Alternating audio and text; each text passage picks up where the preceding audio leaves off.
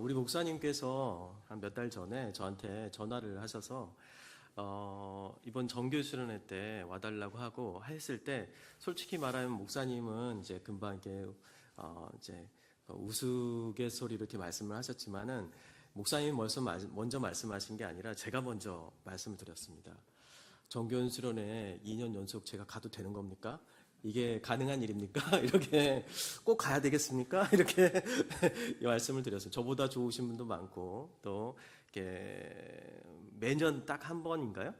정규 수련회 딱 한 번 하는 이 귀한 시간에 제가 또 가야 하는 게 맞나? 더 좋으신 분을 와야 되는 거 아니냐? 이런 생각이 들어서 말씀을 드렸더니 저희 교회에서도 2년 연속 이렇게 같은 분을 모신 적은 없다라고 하시길래 너무 송구하기도 하고 또 감사하기도 하고 또 설레기도 해서 감사한 마음으로 승낙을 했습니다.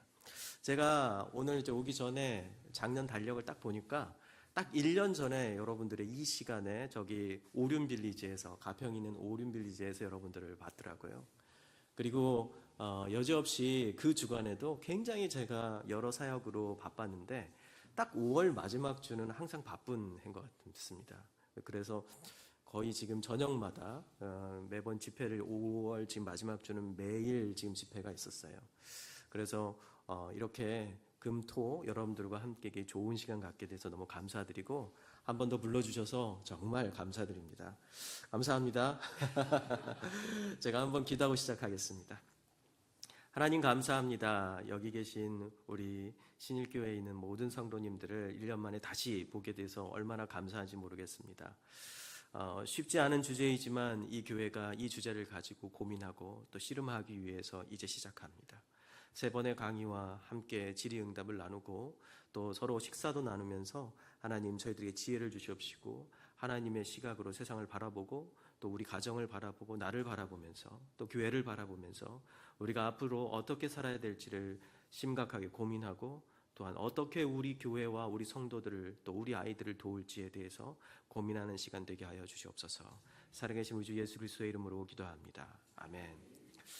강의는 3번으로 구성되어 있는데요. 첫 번째는 창조에 대한 이야기, 또 두 번째는 우리의 그 추락에 대한 이야기, 타락에 대한 이야기, 두 번째는요. 그리고 세 번째는 우리 회복에 대한 이야기를 같이 나누면서 그 사이사이에 윤리적인 이슈들과 주제들에 대해서 이 세계관과 어떻게 관련이 있는지에 대해서 여러분들하고 좀 이야기를 나누겠습니다. 오늘 말씀은 창조에 대한 이야기를 하면서 창세기 1장 1절 말씀을 나누려고 하는데요. 사실 창세기 1장과 2장의 내용을 중심으로 해가지고 여러분들에게 이야기를 하려고 합니다. 창세기 1장 1절 말씀 뭐죠? 우리 다 외우시죠? 한번 큰 소리로 얘기해 볼까요? 시작. 태초에 하나님이 천지를 창조하시니라. 창세기 1장 1절에 나오는 태초에 하나님이 천지를 창조하시니라. 이 말씀은 사실 이 성경 전체를 뒤덮고 있는 하나의 선언이죠. 우리의 존재, 그리고 이 우주의 존재, 인간 하나하나의 존재, 그리고 우리의 정체성, 이 모든 것들을 이 한 문장으로 담고 있습니다. 그렇기 때문에 이 한 문장이 우리에게는 짧은 몇 초의 고백이지만은 그러나 이 짧은 몇 초의 고백이 전 세계와 우주를 품고 있는 어마어마한 고백이자 어마어마한 선언인 거죠. 그리고 우리의 신앙의 출발점이기도 합니다. 그리고 우리가 가지고 있는 세계관의 본질이기도 합니다. 여러분 제가 이제 대중교통편으로 여기로 오면서 그 전에 이제 벌써 이미 세계관에 대한 세미나를 한번 하셨더라고요. 목사님께서 저에게 보내주셨는데 신국원 교수님의 사실 세계관 연구와 세계관 강의 그리고 책 이 분야에 있어서는 이 독보적인 일인자가 바로 이 신국원 교수님이고 제가 대학교 때 그분의 책을 읽으면서 세계관에 대한 기독교 세계관을 공부를 하고 그랬던 기억이 있거든요. 정말 독보적인 분이신데 이 독보적인 분께서 오셔가지고 이곳에서 강의를 하신 걸 제가 쭉 들으면서 왔습니다. 그러면서 한편으로는 걱정을 많이 했어요. 아니 신국원 교수님이 그렇게 독보적이고 탁월한 이 전 세계적인 학자가 여기 오셔서 강의를 하셨는데 제가 할 게 뭐가 있을까 생각을 했습니다. 그런데 이거 웬걸? 서론만 가지고 가셨네? 이 다음에 내가 할 게 있구나라는 생각을 하면서 와, 내가 할 역할이 있겠구나라는 희망을 품고 왔습니다. 어쨌든 여러분 이미 다 세계관이 무엇인가, 세계관이라는 안경이다라는 개념을 가지고 굉장히 많은 거의 1시간 반 이상의 강의를 들으셨기 때문에 그건 좀 제가 반복하지 않겠습니다. 그런데 제가 여러분들하고 좀 나누고 싶은 것은 첫 번째로 왜 세계관을 우리가 알아야 되는가에 대해서 좀 먼저 이야기를 좀 하고 본론에 좀 들어가려고 합니다. 저는 서론을 1시간씩 하진 않으니까 걱정하지 마시고요. 한 10분 안에 끝내도록 하겠습니다. 서론. 왜 세계관을 알아야 되는가? 최근에 이제 세속의 시대라는 책이 번역이 되어 나왔는데 한 20년 전에 2006년 정도에 2007년 정도에 미국에서 이 엄청난 어떤 학계의 반응과 그리고 이 세속이라는 말에 대해서 좀 반향을 일으켰던 책이 하나 나왔거든요. 그게 이제 영어로는 A Secular Age라는 책입니다. 이 책이 20년 만에 이제 번역이 되어서 우리나라에 딱 나왔어요. 근데 왜 이 책을 제가 말씀드리냐면은 이 책이 지금 현재 가장 주목을 받고 있는 팀 켈러 목사님이나 우리 개신교 진영에서의 여러 젊은 목사님들에게 영향을 끼치고 있는 그런 어떤 뭐랄까요? 기독교 변증과 또 기독교 세계관의 아주 중심이 되는 내용을 담고 있기 때문에 그렇습니다. 이 찰스 테일러라는 캐나다의 철학자가 이 책을 썼는데 이 책에는 좀 특이한 용어가 3개가 나옵니다. 우리 시대를 약 1000년, 그러니까 지금부터 약 1000년 전부터, 그러니까 1400년, 1500년대부터 시작해, 1000년 전부터 시작해가지고 지금 현재 21세기까지 약 1100년 정도의, 1000년의 시간 동안을 다 엄청난 자료를 연구를 했어요, 이분이. 그리고 특별히 서구 기독교의 역사를 다 연구하고 또 서구 기독교뿐만 아니라 무신론자들 그리고 그런 어떤 서철학 사상을 다 연구를 해가지고 이 시대를 3개의 시대로 한번 나눠봤어요, 이분이. 그래서 뒤르켐적 시대, 신뒤르켐적 시대, 후기 뒤르켐적 시대 이런 식으로 나눴습니다. 그런데 이제 뒤르켐이 누구인지를 여러분 잘 모르시기 때문에 이게 뒤르켐이 뭐야? 두루비야? 이렇게 생각할 수 있는데 뒤르켐이라는 사람은 프랑스의 사회학자입니다. 특별히 종교에 대해서 사회학적으로 연구한 학자인데요. 이 사람이 말했던 그 이론을 중심으로 해가지고 뒤르켐적 시대, 신뒤르켐적 시대, 그리고 후기 뒤르켐적 시대 이렇게 시대를 나눴어요. 이것을 이야기하면 좀 풀었으면 이렇습니다. 종교가 당연한 배경이었던 시대. 그러니까 종교를 갖지 않는 사람이 없었던 시대예요. 이 시대는 무신론자라는 말이 없는 시대예요. 사실 우리나라도 기독교인이 아니할지도 모르겠지만 조선시대 때 자기가 신이 없다라고 생각하는 사람은 없었을 거예요. 신이 세상에 존재하지 않아. 어떤 초월적인 어떤 우리 인간의 살아가는 이 세계 말고 어떤 영적인 세계가 있어 라는 것을 거의 열이면 열, 백이면 백의 사람들이 다 그걸 인정하는 시대였는데 한 20세기 그러니까 지금부터 한 50년 전부터 시작해가지고 아니 귀신도 없고 신도 없고 그리고 영적인 존재는 존재하지 않아. 그냥 눈에 보이는 것이 전부지라고 생각하는 사람들이 소위 무신론자들이 나타나기 시작합니다. 그런데 서양 세계에는 이러한 사람들이 무신론자들이 나타난 시기가 우리보다는 한 몇백 년 더 앞서요. 그래서 이 종교가 당연한 시대는요, 무신론자들이 나타나지 않았던 시대. 그러니까 종교가 그냥 기본인 거예요, 모든 사람들이. 무신론자가 있다라고 한다면 그 사람은 사탄인 거죠. 신이 없다라는 걸 부정하는 사람은. 마귀, 사탄. 아니면은 이 신을 부정하지 않는 거죠.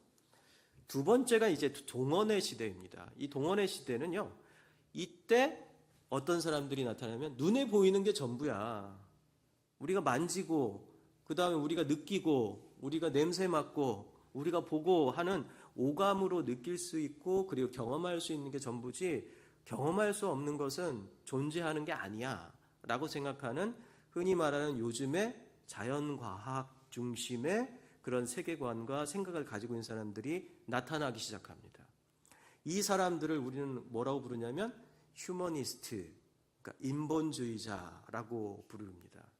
이런 사람들이 나타나면서 종교에게 대항을 하는 시기가 나타나요. 그러면 어떻게 되죠? 여전히 종교가 중심인 사람, 뭐 하나님 존재하시고 하나님 말씀대로 살아야지 라고 생각하는 사람, 또 한편으로는 신은 존재하지 않아 라고 하는 사람들이 서로 어떤 상태가 되죠? 대결 구도가 되는 거죠. 서로를 향해서 서로의 전쟁을 하는 거예요. 서로 막 뺏어가려고 하고 전쟁을 하는 그런 구도가 됩니다. 그럼 제가 한번 여러분들에게 질문을 할게요. 종교가 당연한 배경인 시대, 그러니까 종교가 당연하다고 생각하는 시대에는 세계관이 필요할까요? 필요하지 않을까요? 내가 너의 세계관이 뭐야? 라고 물어볼 필요가 있을까요? 뭘까요? 없죠. 왜냐하면 다 그렇게 생각하고 있으니까 세계관이라는 걸 구별할 필요가 없어요. 기독교 세계관 아니면은 무슨 다원주의 세계관, 무슨 세계관 해가지고 구별할 필요가 없었던 거예요. 특히 유럽 사회에서는. 기독교가 국교였던 기독교 자체가 교회가 날 때부터 교회에서 태어나서 죽을 때까지 교회에서 있다가 돌아가시는 분들한테는 그런 세계에서는 이걸 물어볼 필요가 없죠. 그러니까 세계관이라는 말이 그때는 없었습니다. 세계관이라는 단어가 언제 생기냐면 아마 이번에 이제 제가 신국원 교수님 강의를 들어보니까 독일어에서 나왔다라고 얘기를 하셨어요. 이게 이제 벨트 안시아웅이라는 이 독일어에서 나왔습니다. 이걸 처음 사용한 사람은 여러분들도 한 번쯤은 들어봤을 거고, 또 수능을 보신 분들은 작년 수능에서 이 사람 때문에 수능을 망쳤다라고 하는 바로 칸트라는 사람 때문에 국어 언어 영역에서 시험을 망쳤다라는 친구들이 많았거든요. 이 칸트가 처음으로, 서양 철학자인 칸트가 18세기에 처음으로, 17세기, 18세기에 처음으로 이 단어를 사용을 합니다. 그 시기는 어떤 시기냐면 말 그대로 이 동원의 시기였어요. 그러니까 무신론자들이라는 그 휴머니스트, 인본주의자들이 출현하면서 종교가, 유신론이, 기독교가 기본이고 그것이 당연하다고 생각하는 사람들과, 아니야, 우리가 만질 수 있고 볼 수 있고 오감으로 경험할 수 있는 것 외에는 존재하지 않아. 혹시 존재한다 할지라도 그런 신이 있다고 하더라도 그 신이 우리한테 아무런 영향을 끼칠 수가 없어 라고 생각하는 사람들, 그런 사람들이 서로 나눠져 있었던 시대, 바로 이 시대가 바로 세계관이라는 용어가 처음으로 출현합니다. 왜요? 구별을 해야 되잖아요. 이제 기독교 세계관과 무신론자의 세계관을 구별을 해야 하기 때문에 그때부터 세계관이라는 단어가 나온 겁니다. 사실 세계관이라는 단어는요, 우리가 뭔가를 나와 다른 것을 구별을 해야 할 때 필요한 단어예요. 처음부터 그게 당연하다고 생각하면은요, 세계관을 구별할 필요가 없어요. 공기처럼 이렇게 내가 들이쉬고 그리고 들이쉬고 내쉬고 하는 우리 공기들을 우리가 의식하나요? 의식하지 않나요? 의식하지 않죠. 그런데 어디에 들어가면은 공기가 의식이 되고 공기가 필요하다고 생각해서 구분을 해야 되나요? 남자들 화생방 훈련에 들어가면은 이게 내가 죽겠구나, 공기 없으면 죽겠구나라는 것을 처음 느끼게 됩니다. 그리고 내가 들어 마시는 이게 산소가 아니라 나를 죽이는 가스구나라는 것을 구별하기 시작해요. 그때 구별이 필요해요. 이럴 때 우리를 위협하고 내가 가지고 있는 기존에 내가 당연하다고 생각하는 것을 위협하는 무엇인가 새로 들어왔을 때 내 것과 그리고 내가 가지고 있지 않은 것, 나를 위협하는 것을 서로 구분해야 할 때 이 세계관이라는 단어가 필요하다는 겁니다. 그럼 이제 세 번째로 이 진정성의 시대는요, 이분이 1960년대 이후에 나타난 새로운 시대라고 규정을 합니다. 이 시대는요, 어떤 시대냐면은 한번 앞에서 이미 말씀드렸죠. 종교가 당연한 배경인 시대는 세계관이 필요 없다. 세계관이라는 단어가 별 필요가 없어요. 이걸 이야기할. 동원의 시대, 종교와 세속이 서로 대결하는 시대, 유신론자들과 무신론자들이 서로 대결하는 시대가 되면 세계관이라는 단어가 필요한다. 왜? 구별을 해야 되니까. 내 것과 내 것이 아닌 것을 구별해야 되니까. 이때는 어떤 현상이 나타난다? 서로 대결 구도가 형성이 되는 거예요. 그리고 세 번째, 진정성의 시대가 1960년대부터 서양 세계에 들어왔다라고 이야기합니다. 이 진정성의 시대라는 건 뭐냐면 여기에 보면 이제 가로치고 표현적 개인주의라고 이야기하는데 좀 어려운 말이죠. 흔히 말하는 여러분 개인주의라고 들어보셨죠? 자기 개인이 최고라고 생각하는 거예요. 그냥 옛날에는 가족이 중요하다, 국가가 중요하다고 생각하는데 그래서 국가와 가족을 위해서 자기를 희생하는 게 당연하다고 생각했다면 그렇죠. 여러분 이제 한 80년대였나요? 90년대 초반에 아주 공전 히트를 친 드라마 있죠. 귀남이 이렇게 나오는 아들과 딸이라는 드라마. 아들과 딸이라는 드라마를 이렇게 고개를 다 끄덕이시면은 나이가 나옵니다. 저는 그걸 중학교 때인가요? 중학교 때인가 아마 그걸 본 것 같은데요. 그걸 보면서 이게 뭐야? 이런 생각을 했었어요. 그때 당시에 90년대 초반에 제 나이도 짐작이 되시죠? 근데 이게 뭐야? 왜 남자만 그냥 우선시하고 쌍둥이로 태어났고 여자 남자가 쌍둥이로 태어났는데 남자한테는 모든 걸 하고 공부도 잘하고 이쁘고 그리고 똑똑하고 모든 것이 다 우월한 이 쌍둥이 여동생한테는 그냥 막 박대하고 학교도 안 보내고 막 그런 그 과거 시절 그게 드라마의 내용이거든요. 근데 귀남이는 나중에 이제 배신하죠. 엄마를. 그렇게 했던 엄마를 귀남이가. 하여튼 이런 어떤 그 시절 그러한 시절이 있었는데 이제는 그런 시절이 떠나가고 각 개개인이 자기가 중요한 거예요. 그래서 내가 우리 집보다 내가 우리 가족을 위해서 희생하는 게 보다 나 개인이 더 중요하고 내 개인의 행복이 더 중요하고 내 개인의 자기 성취, 자아 성취가 훨씬 중요하다라고 하는 사람들이 어디에서 서양 세계에서는 언제 나왔냐면 1950년에서 1960년대 사이에 서양 세계에서는 젊은이들 중심으로 해서 그러한 사고방식이 이제 피어나기 시작합니다. 그런데 우리나라는 이제 서양의 물물을 받아들이면서 언제부터 그런 생각이 이제 중심이 되냐면은 1990년대부터 X세대라는 이 세대들이 들어오면서 그 X세대가 접니다. 예? 그래서 이 X세대들이, 우리 목사님도 X세대죠. 우리 담임 목사님도 X세대입니다. 네. 이 X세대들이 들어오면서 이제 개인주의가 강해지죠. 근데 이 사람들의 특징은 뭐냐면 이 양쪽에 이쪽 무신론이나 그리고 종교나 이 양쪽에 대해서 별로 중요하게 생각하지 않아요.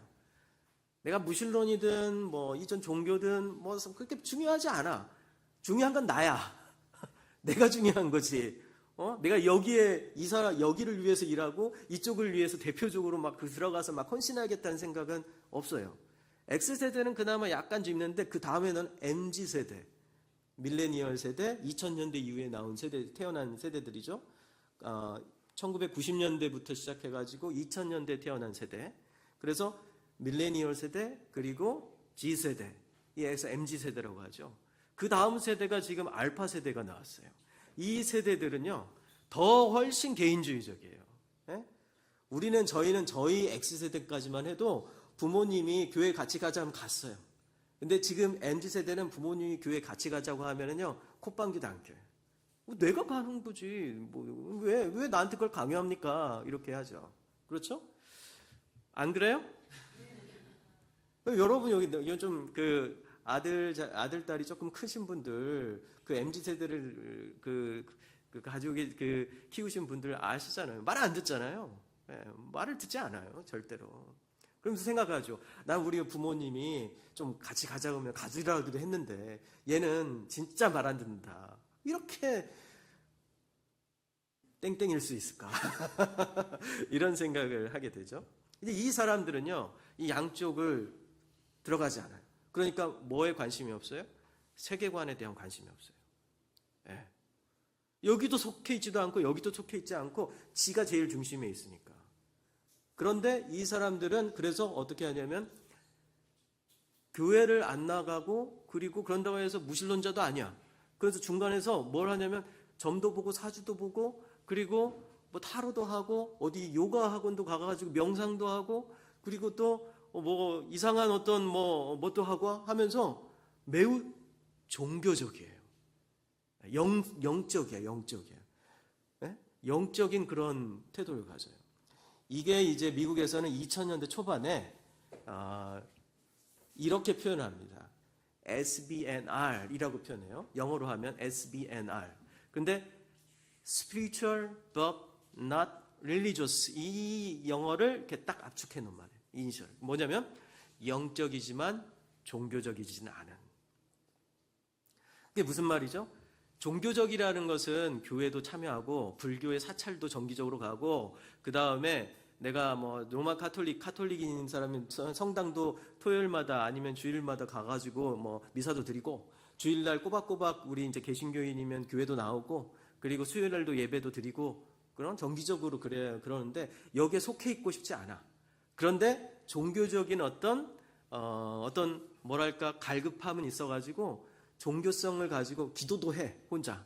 그리고 혼자 뭐 조그마한 스마트폰 가지고 예배도 드린다고 얘기를 해요. 그러면서 교회는 안 나가겠대.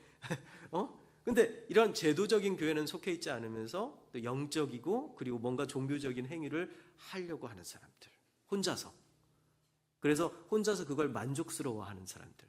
이런 사람들의 특징이 바로 이 진정성의 시대에 속해 있는 사람들인 거예요. 이 사람들은 세계관은 있어요. 세계관은 지금 존재하고 있어요. 뭐 무신론 세계관, 그리고 상대주의적 세계관, 그리고 우리 기독교 세계관, 뭐 유물론적 세계관, 이런 것들은 존재하고 있어요. 그렇지만 그것들을 어떻게 해요?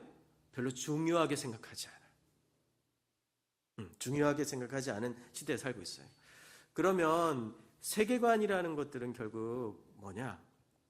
솔직히 말하면 세계관이라는 것은 우리가 너무나 당연하게 교회에서 태어나서 교회 생활 열심히 하고 그 다음에 교회에 쭉 계속 예배 드리고 그리고 그것에 대해서 전혀 이상하게 생각하지 않은 사람들한테는 세계관이라는 말들이 이게 왜 필요해? 라는 생각이 들게 돼요.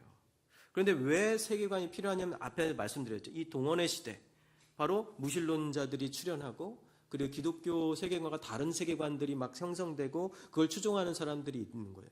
그럴 때 첫 번째 목적은 뭐냐면은 내가 믿는 바가 무엇인가를 세상 속에서 분명하게 스스로 정리할 필요가 있는 거예요. 그럴 때 세계관이 첫 번째 필요합니다. 두 번째, 누군가를 전도해야 할 때. 왜 그러냐면 이 시대에는 각각의 사람들이 자기의 나름대로의 세계관을 갖고 있으니까 어떻게 해야 돼요? 그 세계관을, 그 사람을 전도하려면 그 사람의 세계관이 무엇인지를 이해를 해야 돼. 이해를 해야지 그 사람에 맞게 말도 하고 그 사람이 기분 나쁘지 않게 존중해주는 태도로서 이야기하면서 그 사람이 가지고 있는 문제점이나 그 사람이 가지고 있는 결핍 이런 것들에 대해서 이야기해주면서 교회 가면 하나님 믿으면 네가 가지고 있는 이 고민이 있잖아. 이 고민에 대해서 답을 찾을 수가 있어. 라고 할 수 있기 때문에 우리는 세계관 공부가 필요한 겁니다. 사실 이제 여러분들이 과거에 사실 우리 한국 사회는요, 이 지금 서양 세계는 500년 동안 바로 이 세계의 종교가 당연한 배경인 시대, 동원의 시대, 진정성의 시대가 500년 동안 매우 서서히 진행돼 가지고 왔어요. 그런데 한국 사회는요, 지금 약 60년에서 70년 사이에 서양에서는 500년 동안 일어났던 변화가 50년 동안 일어나고 있어요. 얼마나 빠르게 진행되고 있겠어요? 그렇죠. 그러니까 우리는 항상 빨라. 우리는 항상 빨라요. 일본, 가까운 그 일본은요, 메이지 유신 때부터 했기 때문에 약 200년 정도에서 250년 정도가 이 시간 동안 진행되어 왔어요. 그런데 우리는 서양에서는 500년, 조금 더 빠른 이제 일본에서는 200년에서 250년. 그런데 한국은 100년도 채 되지 않은 시간 가운데 약 한 6, 70년 가운데서 이 압축적으로 그냥 이게 팍 진행되고 있으니까 사실 우리 교회의 변화가 얼마나 빠르겠습니까? 우리 이제 어르신들도 계시는데 어르신들이 이제 젊었을 때 교회에 다니셨을 때 지금부터 한 3, 40년 전 일이잖아요. 그때와 지금의 변화가 얼마나 빠른가요? 적응할 수 없을 정도로 빨라요. 교회 예배당도 그럴 뿐만 아니라 교회에서 전해지는 메시지, 그리고 모든 시스템, 그리고 지금 만나고 있는 성도들의 어떤 모습들, 젊은 세대의 모습들 너무 빨리 변하잖아요. 이것에 대한 우리가 이해가 없으면은 사실 교회 안에서 우리가 정말 이 신구 간에, 그리고 나이 드신 분들과 젊은 사람들, 그 중간에 있는 사람들 사이에 갈등만 계속 일어날 수밖에 없습니다. 실제로 제가 여러 교회를 다니면서 그 갈등 가운데 소용돌이 치면서 나이 드신 우리 어르신들은 이 젊은 세대나 그리고 뭐 40, 50대 세대를 보면서 이해 못하고 왜 저렇게밖에 못하나. 그리고 40, 50대는 또 20대를 보면서 또 그렇고, 또 40, 50대는 또 나이 드신 60, 70대, 80대 어른들을 보면서 다 지금 교회가 이 모양 이꼴인 것은 어른들 때문이다 이렇게 또 투덜대고 있고, 지금 다 그런 상황이에요. 그나마 우리 일신교회는 이제 교회가 이제 새롭게 시작되고, 그리고 또 멤버들이 서로를 향해서 더 헌신하고 있기 때문에 그러한 문제들이 적을지 모르겠지만, 예를 들어서 제가 저의 모교회인 전주 서문교회 같은 경우에는 130년이 된 교회인데, 130년 좀 될 거예요 아마. 그런 교회들은요, 오랜 시간 결치면서 그런 시간을 겪은 그런 교회들은 이 어떤 교회의 어떤 갈등이 너무너무 심합니다. 교회가 오히려 추락하기 시작해요. 그래서 우리는 지금 세계관의 시대를 살고 있어요. 세계관의 시대인데 또 새로운 세계관의 변화를 겪으면서 살고 있어요. 이제 세계관의 대결의 시대가 아니라 세계관에 대해서 무관심한 사람들이 자기 나름대로의 세계관, 과거에는 이제 양쪽의 진영으로 나눠져 가지고 내가 어디 세계관에 속할 것인가 이렇게 막 하면서 이쪽으로 갔다 저쪽으로 갔다 했다면, 지금은 어느 시대에 살고 있나요? 각자 개개인이 각자 개개인의 세계관을 가지고 살아가고 있는 거예요. 나는 여기도 속하지도 않고 저기도 속하지 않을 거야. 난 나만의 길을 갈 거야. 어디 꼭 광고 멘트 같죠? 실제로 이런 멘트로 광고를 한 경우들이 많았어요. 난 나의 길을 갈 거야. 그렇게 하면서 자기 개인의 세계관을 가지고 살아가는 거죠. 그렇기 때문에 우리는 기독교 세계관이 무엇인지 좀 알아야 됩니다. 특히 우리 기독교인들이요. 내가 스스로 만들어낸 기독교 세계관이 있을 줄 몰라요. 내가 스스로 만들어낸 교회에 대한 관념이 있을 수 있어요. 내가 스스로 만들어낸 구원에 대한 개념이 있고요. 내가 스스로 만들어낸 타락과 죄에 대한 개념들이 있을 수 있어요. 그러니까 뭘 해야 되는 거예요? 이제는 스탠다드를 정해야 돼요. 이 교회 안에서부터. 왜냐하면 교회 안에서도 서로 공유하고 있고 서로 같이 하나라는 목소리로 기준을 삼는 어떤 기준점이 되는 세계관이 없을 수 있기 때문에 그렇습니다. 그래서 이제 우리가 신구원 교수님 통해 가지고 더 봤던 오막으로 이렇게 이야기를 하시던데, 그렇죠? 오막, 극으로 따진다면 5가지의 막으로 이야기하시면서 앞에 있는 4가지, 4막을 그것을 4가지 질문으로 이야기하셨는데, 저는 그걸 3가지 질문으로 좀 말씀드리고 싶어요. 우리의 세계관, 특히 기독교 세계관뿐만 아니라 인간 모두 다가 각 개개인의 세계관을 가지고 있다고 요즘 시대의 사람들은 그렇게 말씀드렸죠. 그러니까 다시 한번 좀 말씀드리자면은, 여기에 지금 60대, 50대 후반부터 70대, 80대까지의 어른들은요, 일종의 당연해. 교회 다니는 게 당연하고, 그리고 당연히 다 믿어야지. 라는 세계관을 가지고 있어요. 일종의 이제 앞에서 말한 그냥 종교가 아주 당연한 배경인 시대의 세계관을 가지고 있어요. 그러면서 그분들도 약간의 동원의 시대의 세계관, 대결의 구도를 가지고 있어요. 우리 이제 40대, 50대들은 이 종교와 세속의 대결의 구도를 가지고 있어요. 대결의 구도를요. 그리고 우리 30대, 20대들은요, 대부분 모든 친구들이 다 그렇다는 게 아니라 많은 사람들이 각 개개인이 나름대로의 세계관을 가지고 있다고 생각을 해요. 그런데 지금 그렇다면 이 세 시대가 지금 이 교회 안에 공존하고 있는 거예요. 지금 세 시대가 우리에 공존하고 있기 때문에 우리 한국에 있는 교회는 서양 세계가 500년 동안 이렇게 서서히 같이 함께 변해왔는데 우리는 50년 동안 이 변화를 급속도로 하면서 지금 같은 자리에서 예배를 드리는데 이 세 개의 시대에 속한 사람들이 한 시대에 지금 앉아 있는 거예요. 그러면 이게 쉽겠어요? 쉽지 않잖아요. 쉽지 않기 때문에 우리가 아주 좀 정직하게 우리가 좀 서로에 대해 이해하려고 하는 좀 마음을 가지고 세계관에 대해서 좀 이야기를 해볼 필요가 있습니다. 이 세계관을 형성하는 질문, 그러니까 모든 사람들은 이런 세계관을 형성하는 질문, 이 질문에 답을 어떻게 하냐에 따라서 자신의 세계관을 독특하게 가지고 있습니다. 그래서 이 세 개의 질문을 저는 이렇게 얘기해요. 우리는 어디에 살고 있는가? 무엇이 문제인가? 어떻게 해결해야 할 것인가? 그래서 저는 이 세 번의 강의를 첫 번째, 우리는 어디에 살고 있는가?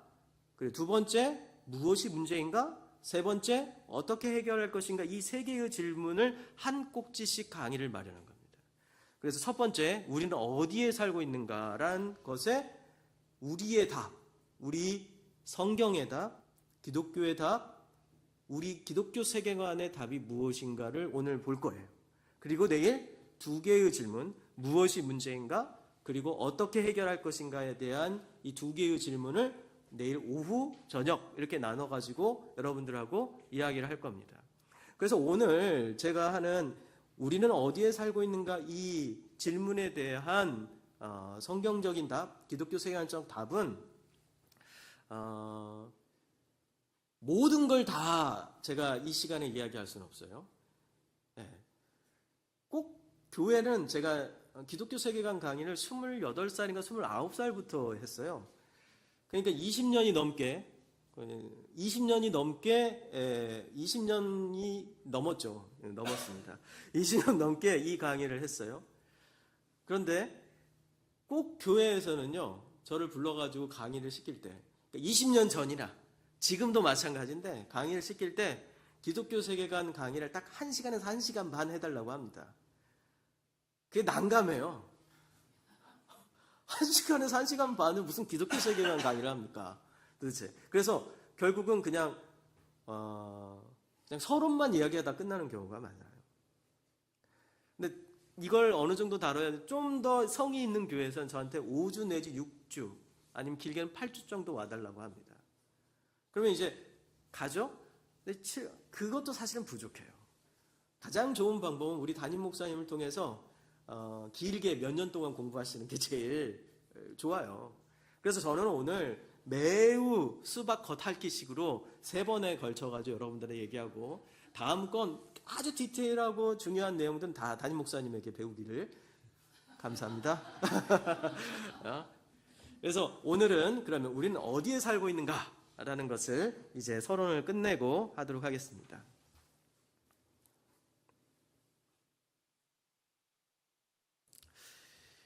이 그림을 이 사진을 한번 봐주시죠. 이 사진은 제 아들이 한 3년 전 이 추석 때 실제로 이제 본인의 만원경으로 찍은 사진입니다. 어디서 제가 가져온 게 아니에요. 이렇게 퍼온 게 아니라. 몇 해 전 이 사진을 이제 찍었는데, 그래서 제가 저희 교회 담임 목사님인 이찬수 목사님한테 이 사진을 딱 보내드렸어요. 근데 그날 보내드리고 난 다음에 며칠 후에 이제 주일이잖아요. 그 주일날 갑자기 이 사진이 전교인 그 주일 예배 때 전교인 그 주일 예배 때 전교인 설교하시면서 이 사진을 딱 띄우신 거예요. 그러면서 목사님께서 이걸 사진을 딱 띄우자마자 성도들이 갑자기 와 하고 이렇게 소리를 내는 거예요. 경탄을 하는 거죠. 그래서 저는 오늘 또 여러분들이 경탄을 하실 줄 알았더니 경탄을 안 하시네. 네? 근데 이게 사실 이 사진을 경탄하려면요, 이거보다 한 50배 정도 큰 화면으로 봐야지 경탄을 할 겁니다. 너무 작아. 이 뒷 배경을 전부 다 LED로 딱 해야지 와 하고 경탄을 할 텐데, 그때 이제 목사님께서 그러시더라. 이 사진은 제가 아끼는 후배 목사의 아들이 찍은 사진입니다 라고 말씀하셨어요. 제 아들은 이제 천문학자가 되기 위해서 초등학교 1학년 때부터 고3까지 천문학자가 되겠다라고 하면서 공부를 했습니다. 저는 천문학자가 되지 않기를 바라줬어요. 그냥 좀 괜찮은데 공대 들어가서 좀 돈 좀 벌었으면 좋겠다. 이런 생각이 있었고, 천문학의 길은 멀고도 험하고 나와도 어디 취직할 때도 마땅치 않은 거 아니냐 이런 생각을 했는데, 사실 천문학의 꿈을 심어준 건 접니다. 그러니까 말을 못했어요. 고3 때까지도. 네. 결국은 제 아들은 이제 서울에 있는 대학에 천문학과를 지원했고 떨어졌어요. 그리고 저희의 바람처럼 교대에 들어갔습니다. 재수해서. 지금 교대에서 지금 열심히 이 초등학교 교사 수업을 받고 있어요. 어쨌든 이제 제가 저희 아이에게 이 꿈을 심어준 건 언제냐면, 저는 보통 요즘 이제 나가면은 우리 이제 다른 교회 성도님들이나 이런 분들한테 이런 얘기를 해요. 저의 사역은 명산 사역이었습니다. 명산 아세요? 설악산, 지리산, 계룡산 뭐 이런 거죠. 예? 명산. 저 명산 중심의 사역을 했습니다. 왜 그러냐면요, 저는 처음 10년은 기독교 공동체에서 사역을 했는데, 거기가 어디냐면 강원도 양양 설악산 바로 밑에 한계령 밑에서 제가 사역을 했어요. 10년 동안. 30대 후반 약 40살까지. 그리고 난 다음에 제가 이제 기독교 윤리를 공부하기로 생각하고 마음을 먹고 이제 하산하게 됩니다. 설악산에서 하산하는 거죠. 하산했고, 그리고 난 다음에 이제 어디로 가냐면 이 천안에 있는 고려신학대학원에 가서 기독교 윤리를 이제 본격적으로 이제 석사와 박사 과정을 공부하기로 이제 나왔어요. 그때 저희 그 담당 교수님께서 저한테 자기 친구 교회를 소개시켜 줬어요. 그리고 그 친구 교회에 가가지고 사역을 5년 동안 했는데, 거기가 어디였냐면 계룡산 국립공원 안에 있는 계룡산 밑에서 사역을 했습니다. 교회에서요. 진짜 계룡산 국립공원 안에 교회가 있었어요. 그러니까 명산 사역이죠. 엄청난 명산이 아니에요? 설악산에는요, 도사 모임이 따로 있었어요, 거기에. 그래서 목사들도 끼워줍니다. 도사라고. 기독교 도사 해가지고, 기독교 도사 맞잖아요, 도사. 이제 그래가지고 가면 뭐 수염도 딱 있고 흰머리도 쫙 있으시고 그런 분들하고 이제 모임을 또 가진 적도 있었거든요. 계룡산도 어떤 곳입니까? 그 도사들이 많기로 유명한 곳이 계룡산, 영험한 산입니다. 저는 매우 영험한 설악산과 계룡산을 다 섭렵한 목사입니다. 어쨌든 제가 그래서 양양에서 10년을 살았어요. 양양에서 10년을 살면서 저희 아이가 이제 커가는데, 거기에서 초등학교 3학년인가까지 이제 양양에서 있었는데요. 저 아이를 데리고 이제 낙산사가 있는 낙산 비치가 이제 동해가 있죠. 쭉 있는. 거기가 이제 저희 집에서 차로 한 5분이면 갈 수 있는 거리에 있었기 때문에 뭐 틈만 나면 이제 갔는데 이제 저녁에도 많이 갔죠. 이제 모든 가로등이 꺼지고, 그리고 앞에 동해 바다가 쫙 펼쳐져 있고, 그리고 하늘이 시커먼. 근데 우리 이런 도시에 살면 하늘이 시커먼 걸 본 적이 없죠. 그런데 거기 가면 불이 다 꺼지고 하늘이 시커멓고 모든 게 아무것도 보이지 않는 칠흑 같은 그 어둠이라는 걸 경험하게 됩니다. 아마 어른들은 아마 옛날에 이제 뭐 전기가 많지 않았던 시대는 그걸 경험하셨을 거예요. 진짜 아무것도 안 보여. 근데 하늘을 딱 보면 뭐가 보이겠어요? 쏟아지는 별들, 은하수들이 막 쏟아지는 거예요. 우리 아이가 그걸 본 겁니다. 하필이면. 그걸 보고 우주에 대한 관심을 가지게 된 거예요. 그리고 생일 때 저한테 만환경을 사달라고 한 거예요. 그때 사주지 말았어야 되는데 또 사줬네요. 그 다음에 또 천문학에 대한 책을 읽고 싶다고 해가지고 또 사줬어요. 중학교를 갔더니 천문학 동아리를 지가 만들어가지고 또 천문학 동아리를 했어요. 없는 걸 만들어가지고. 고등학교를 들어가려고 하니까 좀 좋은 고등학교를 가자니까 아니라고, 자기는 천문대가 있는 고등학교를 가야겠다 해가지고 천문대가 있는 고등학교를 가서 결국은 천문학과에 진학에 실패를 했어요. 참, 이게. 그러면서 이제 고3 때 찍은 사진, 고2 때인가 찍은 사진이에요. 이 사진이 얼마나 저에게도 설렜는지 모릅니다. 와, 하나님께서 만들어 놓은 이 세계가 얼마나 경탄스러운지. 태초에 하나님이 천지를 창조하셨다는 말을 우리는 그냥 머릿속으로 문자적으로만 들었지, 사실 이 자연 세계를 보면은 하나님의 창조라는 그 한 문장이 얼마나 경이롭고 대단한지를 우리가 볼 수가 있습니다. 지금 현재 우리가 이 군포시에 살면서 보이는 건 빌딩이요, 그리고 밖에 나가면 달리는 뭐 차들 이런 거, 길, 아스팔트 이런 것만 보니까요. 그리고 또 뭐 나무들도 다 인위적으로 심어 놓은 나무들만 보니까 우리가 잘 모르지만, 실제로 자연 한복판에 서면은 우리가 얼마나 작고, 그리고 우리가 얼마나 보잘것없고, 또 하나님께서 만들어 놓은 것이 얼마나 대단한 건지를 깨닫게 되는 거죠. 둘째 같은 경우에는요, 우리 둘째는 그 여자아이거든요. 오빠보다 3살이 어려요. 지금 고등학교 2학년 나이입니다. 얘가 저는 이제 그 양양에 살면서 시골에 있는 아주 작은 교회를 섬겼어요. 한 7, 80대 어른들만 한 10분 정도 있는 아주 작은 교회를 정기적으로 섬기면서 설교를 했었습니다. 그 교회에 앞에 이렇게 화이트보드가 있었어요. 어느 날 이제 같이 앉아 있다가 우리 그 아이가 이제 유치원 들어갔을 때였는데 한 6, 7살 정도 됐을 거예요. 근데 앞에 이제 나가가지고 화이트보드에가 점을 딱딱딱 찍는 거예요. 화이트보드에다가 보드마카로 검정색 점을 하나씩 찍고 있는 거예요. 그래서 물어봤어요. 지민인데, 지민아 지금 뭐 하고 있니? 저거 뭐야? 라고 물어봤어요. 그랬더니 저희 아이가 그러는 거예요.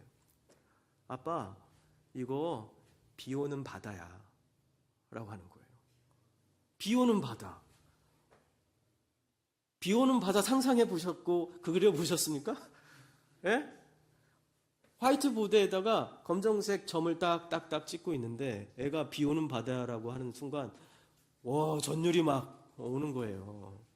이 어린아이도 이 어린아이도 비 오는 바다를 이렇게 표현을 하는구나. 하나님이 만들어 놓으신 이 세계가 얼마나 위대하고 아름답고 그리고 신기하고 이런 식으로 표현할 수 있구나. 이런 생각이 들더라고요. 우리에게는 창조에 대한 감각이 있구나. 하나님의 창조를 알아보는 특별한 감각이 인간에겐 있구나라는 것을 제가 그때 저희 두 아이를 키우면서 느꼈던 것 같아요. 지금은 참 말도 참 지질이 안 듣는 애들이 됐지만 키우면서 여러분들이 아마 아이들을 키우면서 그런 생각을 했을 거예요. 이 짧은 문장, 태초에 하나님이 천지를 창조하셨다. 이 문장에는 참 위대한 어떤 우리 안에 있는 감수성과 그리고 위대한 어떤 선언들이 들어가 있습니다. 이 문장을 우리는 완전히 이해했다고 말하지 못하죠. 우리는 이 문장에서 완전히 이해했다고 생각한다면 우리가 오만하거나 무지하기 때문에 그럴 겁니다. 이 말씀이 사실 뭘 담고 있냐면 이 말씀은 하나님의 무한하심을 담고 있어요. 그래서 인간의 지성이나 기술, 어떤 슈퍼컴퓨터도 이 말씀의 깊이를 완전히 이해할 수가 없고 풀어낼 수가 없습니다. 우리는 오히려 이 말씀 안에 담긴 근본 원리를 겸손히 받아들여야 하는 사람들이죠. 이것을 바로 뭐라고 하냐면 성경이 바로 명제적 진리다라는 표현으로 학자들이 이야기하는 바입니다. 이 명제적 진리라는 것은 무엇은 무엇이다라는 방식으로 주어진 하나님의 뜻입니다. 사실 성경은 명제적 진리다라고 이야기를 하는데요. 명제적 진리인 이유는 우리가 선언적으로 이야기하고 있기 때문에 이것에 대해서 우리가 다 이해하지 못하는 거예요. 아무리 이해하려고 해도 이해하지 못하고 결국은 받아들여야만 하는 것이다 라는 겁니다. 태초에 하나님이 천지를 창조하시니라, 이 말씀을 우리가 어떻게 이해해요? 이 말씀을 이해하려면요, 하나님이 창조하셨다는 것을 우리가 먼저 받아들여야, 이 선언을 받아들여야만이 이해할 수 있는 거예요. 이것을 명제적 진리이고, 이것을 하나의 선언적인 진리, 이것은 하나의 우리의 전제, 우리의 이해가 되는 모든 기초인 거죠. 여러분들이 다 이해했는지 이해 안 했는지는 모르겠지만은 여러분들은요, 이해하지 않아도 받아들일 수밖에 없는 게 있습니다. 뭐죠? 여러분들이 지금 앉아 있고 서 있고 하는 것들은 뭐 때문이죠? 중력 때문에 그래요. 중력이 없으면 우리는 어떻게 해요? 앉을 수도 없고 서 있을 수도 없고요. 붕붕 떠가지고 우리가 뭔가를 어디로 가야 할지 방향도 결정하지 못하고 나의 몸은 그냥 뭐 중구난방으로 그냥 가야 되는 거예요. 그렇죠? 그런데 우리가 앉아있고 걸을 수 있는 그 중력을 우리가 이해합니까? 이해 못하죠. 그 중력을 이해하지 못하고 우리는 뉴턴이 중력 법칙을 발견하기 전까지 우린 이해하지 못하고 세상에서 그냥 그걸 받아들이고 살았던 거예요. 왜? 그냥 걷는다는 거예요. 그리고 어떤 물건은 위에서 아래로 떨어진다. 이거 그냥 받아들인 거예요. 마찬가지로 하나님이 천지를 창조하셨다는 것은 바로 그러한 진리입니다. 그런데 하나님께서 천지를 창조하셨는데 어떻게 창조하셨냐라는 것을 성경에서 이야기합니다. 태초에 하나님이 천지를 창조하셨다는 이 문장 안에는 하나님이 어떻게 창조하셨느냐를 이 안에 담아놨어요. 우리같이 범인들은, 우리같이 일반적인 어떤 이해를 가지고 있는 사람들은 이것을 아주 센시티브하게, 민감하게 이것을 캐치해내지 못하는데 종교적 천재, 기독교적 천재였던 사람들이 있었는데 이 사람들이 초기 교회의 교부들이라는 아주 위대한 우리의 신앙의 선배들이 있었어요. 이 선배 중에 아구스티누스라는 사람이 있었는데 이분이 이 창세기 1장 1절의 말씀을 읽고 하나님이 이 세상을 어떻게 창조했는지가 이 문장 안에 들어있고 이것은 창조의 기본 중에 기본이다라는 것을 알아냈습니다. 그게 뭐냐면 from nothing, 뭐냐면 아무것도 없는 것으로부터의 창조라는 겁니다. 라틴어는 ex nihillo라고 해요. 그러니까 앞에 태초에라는 이 말 자체가 그걸 담고 있다는 거예요. 태초라고 한다면 태초 이전에는 뭐가 있어요, 없어요? 없는 거죠. 태초는 그냥 시작이에요. 그게 시작. 그러니까 태초 전에 뭔가 있었어 라고 주장하는 이상한 기독교 이단들이 있어요. 그러니까 하나님이 창조하기 전에, 세상을 창조하기 전에 다른 창조가 있었다라고 주장하는 이상한 이단들이 있는데 그건 다 거짓이라는 거예요. 거짓. 하나님이 세상을 창조하시기 전에 천사를 먼저 창조하셨다? 성경에 아무 근거도 없는 거짓인 거예요. 그렇게 주장하는 사람들이 있어요. 근데 in the beginning이라고 하는 태초라는 이 단어 자체가 하나님이 이 세상을 창조하기 전에는 아무것도 없었다. 이게 처음 시작인 겁니다. 처음 시작. 이게 매우 중요합니다. 그래서 여러분들의 세계관, 기독교 세계관의 출발점은 바로 창세기 1장 1절인데 바로 이 1장 1절에서 처음 이야기하는 것이 뭐냐? 창조 전에는 아무것도 없었다. 세상을 창조하기 전에는 아무것도 존재하지 않았다. 그리고 하나님께서는 아무것도 없는 가운데서 우리를 존재하게 하셨다. 그렇다면 이 말이 의미하는 바가 뭡니까? 창조 이전에는 아무것도 없는 상태에는 어떤 상태예요? 무의미한 상태죠. 의미도 없겠죠. 그러니까 우리의 몸이나 육체만이 없었던 게 아니라 이 세상에 흙과 물과 이런 것만 없었던 게 아니라 의미조차도 없었던 거예요. 하나님께서는 이 세상을 창조하시면서 의미도 창조하시고 도덕도 창조하시고 그리고 우리가 살아가야 할 목적과 이유도 창조하신 거예요. 그러면 여기서 우리가 질문해야 돼요. 세상에서는 이렇게 얘기하죠. 너의 의미와 목적을 네가 발견하고 그리고 네가 찾아라라고 얘기하죠. 그래서 우리가 열심히 뭔가를 일하고 공부하고 노력하고 그래야만이 너의 목적을 찾을 수 있어 라고 이야기합니다. 그래서 어렸을 때부터 너의 삶의 이유와 목적을 찾기 위해서 너는 공부도 해야 되고 일도 해야 되고 그리고 차근차근 지식을 쌓아 나가야만이 너의 삶의 의미와 목적을 찾을 수 있어 라고 얘기해요. 그러고 난 다음에 대학을 졸업할 때쯤에 너의 삶의 목적을 찾기 위해서 너는 직업을 찾아야 돼 라고 얘기를 해요. 그리고 직업을 찾고 거기에서 더 너의 삶의 목적과 이유를 찾으면 더 높게 진급을 하거나 아니면 돈을 많이 벌어서 네가 뭔가를 높은 자리에 올라가야 돼. 그래야지 너의 삶의 이유와 목적을 찾을 수 있어. 제가 이렇게 물어볼게요. 그러면 저도 이제 50이 됐는데 100살까지 저도 살고 싶긴 한데 꺾어졌다라고 말하고 싶은데 이미 이전에 이제 꺾어졌을 수도 있지만 우리 이제 한 60, 70 은퇴하신 분들한테 한번 물어보고 싶어요. 여러분 이렇게 살아가지고 이제 그 나이 좀 되고 어느 정도 위치에 올라갔더니 여러분의 삶의 목적과 이유가 분명하게 찾아졌나요? 그걸 통해 가지고 찾아졌나요? 꼭대기에 올라가 보니까 아무것도 없어라고 이야기하는 사람들이 훨씬 많아요. 과거에 내가 쌓아놨던 모든 어떤 사회적인 명성 이런 것들이요, 은퇴와 함께 싹 사라져버려요. 네. 은퇴와 함께 아무도 찾아오지 않는 사람이 될 수도 있습니다. 사실 우리에게는 이러한 사회적인 어떤 분위기 가운데 살아오지만 성경은 뭐라고 얘기해요? 찾아지는 게 아니라는 거예요. 창조된 거란 거예요. 누가? 하나님이 창조해서 주시는 거란 거예요. 너희들이 노력해서 찾는 게 아니라 엑스닐로, 무로부터 하나님이 너의 의미를 창조했어. 아무것도 없는 것 같아서. 그래서 우리 기독교는, 우리 성경적인 세계관은 의미를 찾는 게 아니라 의미를 부여받는 겁니다. 선물로, 은혜로 주어지는 거예요. 그리고 그 주어진 은혜를 우리는 우리 안에서 그것을 뚜렷하게 발견해 나가는 겁니다. 없던 것들이 작은 삶의 이유들이 커지거나 아니면 없던 게 갑자기 우리가 노력하면은 인센티브를 얻듯이 하나 받고 그 다음 또 노력하면 또 하나 받고 이런 게 아니라는 거예요. 여기서부터 세계관의 차이는 엄청나게 차이가 나는 겁니다. 우리가 창조를 어떻게 보느냐에 따라서요. 두 번째, 창조는요, 성경의 영어 성경으로 보면 하나님께서 만드셨다라는 표현이에요. made. 영어로는 make, 만드셨다라는 표현이 있습니다.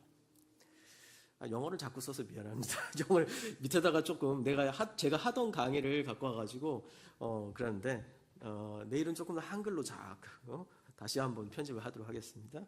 그래서 여러분 수준이 높은 걸 알고 있기 때문에 그냥 놔둘 수도 있어요. 제가 오늘 하는 거 보고 made, 만들었다는 표현이 계속 나옵니다. 태초에 하나님이 천지를 창조하셨다는 그 창조도 made라는 단어예요. 만들었다. 그리고 해와 달을 만드셨고, 그리고 또 뭐죠? 들짐승을 만드시고, 파충류를 만드시고, 마지막에는 식물도 만드시고, 마지막에는 인간을 만드셨죠. 사람과 남자와 여자를 만드셨죠. 그런데 이걸 가지고 많은 사람들이 요즘에, 그리고 또 과거부터 우리가 가지고 있는, 특히 동양 사람들이 가지고 있는 세계관 중에 하나는 뭐냐면 범신론이라는 게 있어요. 범신론은 뭐죠? 모든 것에 신이 깃들어져 있다. 인간에게도 있고 돌에도 있고 소에게도 있고 나무에게도 있고 거기서는 신이 깃들어져 있다는 거예요. 그 신은 어떤 존재냐? 또 다 똑같은 거예요, 사실은요. 거기에 이제 뭐가요? 불교적 세계관이 들어오면서 윤회가 들어와 있죠. 그러니까 사람이 태어나서 뭐 좀 잘못 살고 그럼 그 다음에 윤회가 돼가지고 뭘로 태어나요? 소로 태어나, 아니면 뭐 개미로 태어나, 새로 태어나. 그러니까 뭔가 차등이 있어요, 없어요? 없죠. 사람이나 소나 개나 똑같은 거예요, 본질적으로는. 여기에 현생에 존재할 때만 차이가 있는 거지 윤회를 크게 생각하면 차이가 없는 거예요. 이러한 어떤 사고방식, 모든 것에 신이 깃들어져 있고, 그러니까 모든 것은 본질적으로 똑같다 라는 생각, 이 생각을 바로 범신론이라고 합니다. 그런데 이 범신론은 어떤 거예요? 여기서 begatten이라고 하는데, 이 begatten이라는 말은 태어나다라는 뜻이에요. 태어나다라는 뜻인데, 태어나면 예를 들어서 여러분들이 이제 결혼을 해가지고 그리고 애를 낳았어요. 그 아이는 나의 유전자를 반반씩 물려받죠. 그렇죠, 유전자를 반반씩 물려받은 나의 본질적으로 나랑 똑같은 존재인 거예요. 네. 그러니까 내 안에서 나의 유전자와 나의 몸과 피가 이렇게 나가가지고 만들어낸 거예요. 그걸 바로 태어나다, begatten이라고 해요. 그러니까 본질적으로 똑같은 거죠. 본질적으로 똑같아요. 이 begatten이라는 단어는 이 범신론에 사용하면 모든 존재는 본질적으로 똑같은 거예요. 겉모습은 다를지 모르지만 본질적으로 같다는 거예요. 다 신을 깃들어져 있고 다 똑같다. 그런데 창조에는 뭐라고 하냐면요, 하나님께서 인간을 그리고 세상을 만들었지 하나님과 동일한 게 유출되어 가지고 내가 그 출산을 하듯이 태어난 존재가 아니라는 거예요. 그러니까 세상에 있는 모든 존재는 신이 깃들어요, 안 들어요? 신이 깃들 수가 없는 거예요. 제가 나무를 가지고 제가 목공을 좀 합니다. 나무를 가지고 내가 의자를 만든다고 합시다. 의자를 만들 때 내가 어떻게 만들어요? 혼신의 힘을 다 해가지고 만들죠. 대충 안 만듭니다. 막 자로 딱, 직각자로 딱 재고, 각자로 또 다 자르고, 그리고 해가지고 하루 종일 막 그 대패질도 하고, 사포질도 하고 해가지고 제가 정말 원하는 스타일의 의자를 만든단 말이에요. 그런데 그 의자를 만들어가지고 제가 딱 보면서 너무 좋아. 야, 진짜 끝장나게 좋구나.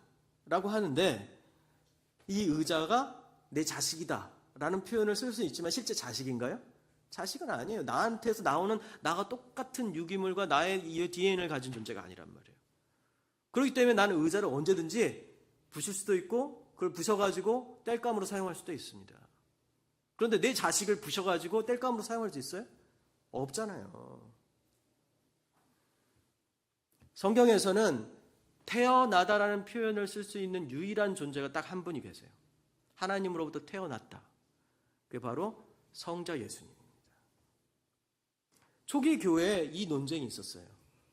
예수님은 메이드냐, 만들어진 존재냐, 아니면 비가튼한 존재냐. 예수님은 하나님께서 자기 바깥으로 나무를 만들고 인간을 만들듯이 만들어준 존재냐, 아니면 하나님의 또 한 부분이냐 라는 논쟁이 있었어요.